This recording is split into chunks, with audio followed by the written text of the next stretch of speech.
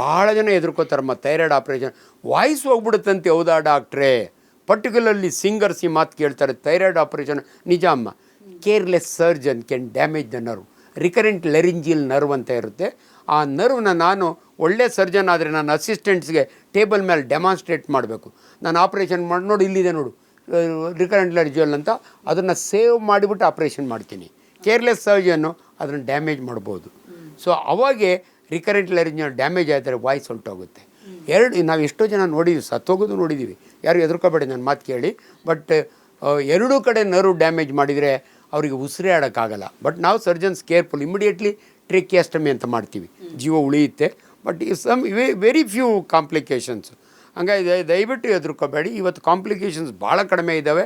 ಹಳೆ ಕಾಲದಲ್ಲಿ in fact thyroid ಸರ್ಜರಿನ ಮೊದಲು ಮಾಡಬೇಡ ಅನ್ನೋರು ಥಿಯೋಡರ್ ಕಾಕರ್ ಕಾಲದಲ್ಲಿ. ಇವತ್ತು thyroid surgery is very safe.